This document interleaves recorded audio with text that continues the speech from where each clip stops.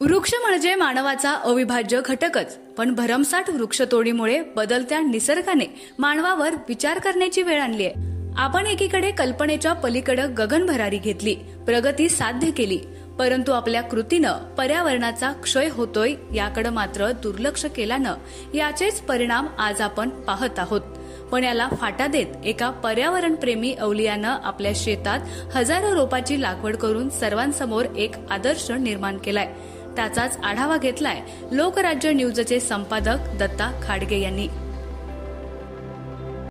नमस्कार, मी दत्ता खाडगे. आपण पाहतात लोकराज्य न्यूज. कृषीवाणीमध्ये आपलं स्वागत. मी सध्या आहे खोजेवाडी तालुका जिल्हा सातारा या डोंगर क्षेत्रामध्ये. वृक्षवल्ली आम्हा सोयरे वनचरी या तुकोबांच्या युक्तीप्रमाणे आज वृक्षारोपणाची खरोखर गरज आहे. बेसुमार वृक्ष तोडवत असताना खोजेवाडी तालुका जिल्हा सातारा या गावातील चंदन शिंदे भाऊ या व्यक्तिमत्वाने यावलियानं आपल्या पर्यावरणाचा अट्टहास पूर्ण करण्यासाठी या क्षेत्रावरती 5000 झाडांची लागवड केली. आणि त्या संदर्भात बोलण्यासाठी मी आज आलेलो आहे खोजेवाडी तालुका जिल्हा सातारा इथे. नमस्कार.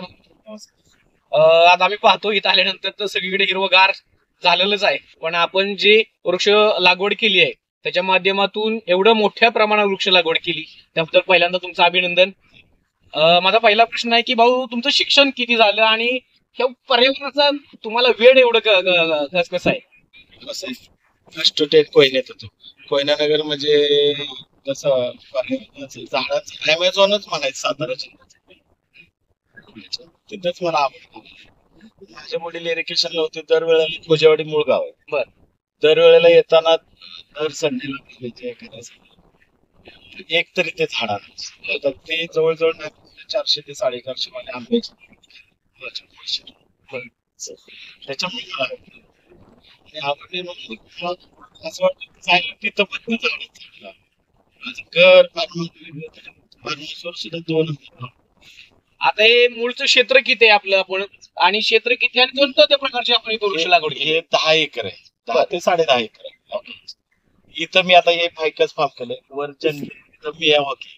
जवळजवळ इथं आता गुळगुळ पासून शतावरी, अश्वगंधा, फायकस आहे, बरेच आहे. हिरडा आहे, भेडा आहे. बांबूची जवळजवळ 2000 झाडं लावली. सलग 2000 झाडं लावली. इथं सुपारी आहे, आंबा आहे. आंबा जवळजवळ आंबा 1800-1900 आंबा आहे. त्याच्यामध्ये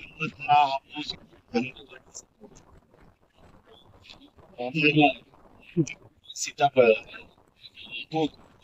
काजू आहे, रेअर फ्रुटचं खाणं, परत बटरफ्लाय हे केलंय, नक्षत्रवन केलंय. बरेच आहेत. जवळजवळ 5 ते 5.5 अजून 2000 झाड. जसा वेळ मिळतोय त्याचं लावतो. आज तुम्ही झाडांची जेवढी नावं सांगितली त्यातील अनेक झाडांची नावं लोकांना आज माहित नाहीत. तर काय होत आहे की लोक वृक्षतोड करायच्या नादाला लागतात, पण तुम्ही पर्यावरणाचा ध्यास घेतली. मॅजिक फ्रूट आहे, मिल्क फ्रूट आहे, डान्सिंग ट्री आहे.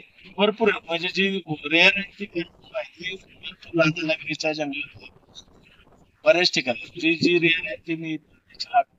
आपण सगळीकडे वृक्षतोड होत आहेत. लोक सगळीकडे करतायत सुमार पद्धतीने झाडं कोण लागत नाही, आणि असं असताना आपण झाडं लावली म्हणता येईल. बरोबर. तर एवढं कसं शक्य झालं? हे सोपं काम नाही. एका अवलियाच व्यक्तिमत्व लागतं, पर्यावरणाचा वेळ लागतं त्या गोष्टीला, आणि ते वेळ आपण साध्य करून दाखवतो. काय सांगाल त्याबद्दल? मी 3.5 मला असं वाटत की आता उद्या पाऊस येणार आहे तर आज झालं. काय पाऊस भीती वाटायची काय होणार. मी सगळ्याकडून कलेक्शन केलं. जसं वाटायचं पर्यावरणाचा मी अंदाज घ्यायचो पावसाचा, बाबा आता उद्या झाडं लाव.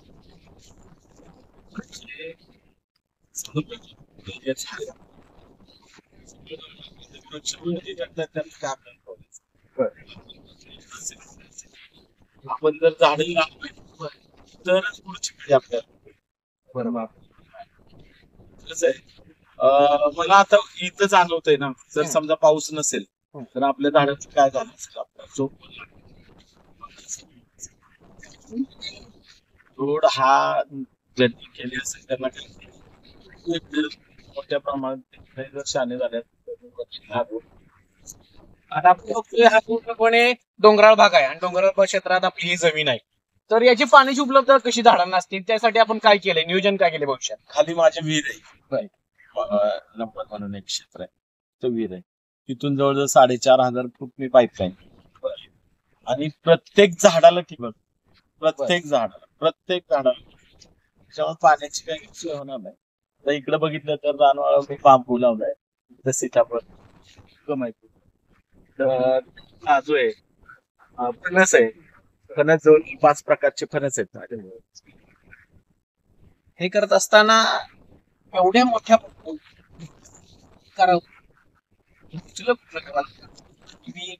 मोठ्या प्रमाणात असं नाही, मला जागा दिसली की असं वाटतं झाड लावं. काढणार तेवढी आहे 4 ते 5 झाडांना प्रमाणात वृक्षाला लागवड केली. भविष्यात काय माणूस आहे किती झाड चाबो आहेत झाड.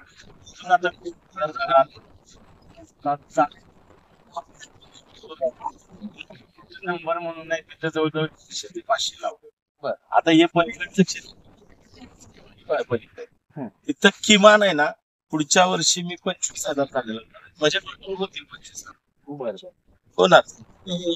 जिथं मला भेटेल तिथं मी लावलं. तिथं फक्त झाड लावणार नाही तर ती पाण्याची कॅम्पस केलाय, हर्बल आहे,